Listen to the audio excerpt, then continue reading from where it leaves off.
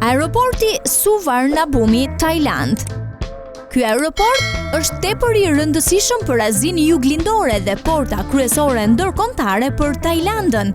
Ai u hap në vitin 2006 dhe emri i tij në gjuhën vendase ka një domethënie të veçantë, do të thotë tokë e artë.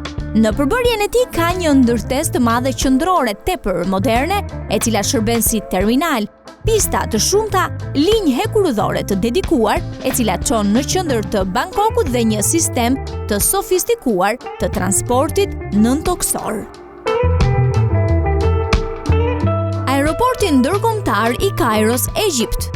Aeroporti i Kairos është aeroporti kryesor ndërkombëtar që i shërben kryeqytetit të vendit dhe një qendër kryesore për udhëtimet ajrore në lindjen e mesme dhe Afrikë.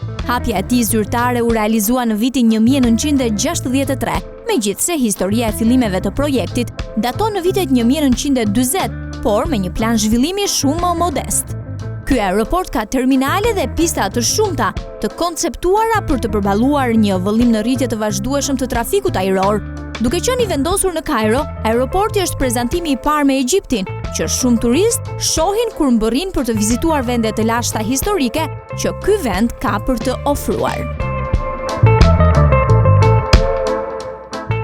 Aeroporti ndërkombëtar Shanghai Pudong në Kinë. Ky aeroport është një qendër kryesore e aviacionit për Kinën dhe një port jetike për në Shanghai dhe rajonin më të gjerë të deltës së lumit Yangtze. Është një nga aeroportet kryesore ndërkombëtare që i shërben Shanghait dhe një qendër kryesore për dërgesa dhe transport mallrash. Ai u hap zyrtarisht në vitin 1999 dhe që prej asaj kohe ka qenë për herë vendimtar sa i përket ndërlidhjes së Kinës me pjesën tjetër të botës.